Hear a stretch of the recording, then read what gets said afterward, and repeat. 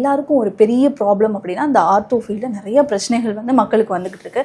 அது சின்ன குழந்தைங்கள்லேருந்து பெரியவங்க வரைக்கும் நிறைய பிரச்சனை வருது. ஸோ இதுக்கெல்லாம் காரணம் லைஃப் ஸ்டைல் மாற்றம்னு நினைக்கிறீங்களா? ஆமாம், லைஃப் ஸ்டைல் சேஞ்சஸ்ன்னு சொல்லுவாங்க. அதாவது இப்போ மாறிட்டதுனால அதனுடைய தாக்கம் இருக்குது. நிறைய இடங்களில் அதனுடைய தாக்கம் இருக்குது. சின்ன குழந்தைகள்லேருந்து இளையவர்கள், முதியவர்கள் அனைவருக்கும் அந்த தாக்கம் இருக்குது. இப்போது சின்ன குழந்தைங்க அப்படின்னு பார்த்துக்கும் போது இப்போ நம்மலாம் வந்து முன்னாடி வந்து கம்மியான புக்ஸ் அந்த மாதிரி தான் எடுத்துகிட்டு போவோம். இப்போ அவங்க பேக்கே வந்து ரொம்ப கேஜி, அதாவது ஒரு 5 கிலோ கிட்ட அவங்க பேக்கில் வந்து திங்ஸ் எடுத்துகிட்டு போகிறாங்க. ஸோ இதனால் அவங்களுக்கு ஃப்யூச்சரில் ஏதாவது பிரச்சனை வருமா? நிச்சயமாக பிரச்சனை வரும். இவ்வளோ தினமும் அவ்வளோ பெரிய கனமான ஒரு இதை பையை தூக்கிட்டு போகிறது கடினம் தான் எல்லா பசங்களுக்கும். அதற்கேற்ற உடல்வாகம் அவங்களுக்கு நிச்சயமாக கிடையாது. இது குறித்து நிறைய தளங்களில் நிறைய எக்ஸ்பர்ட்ஸ்லாம் பேசியிருக்காங்க.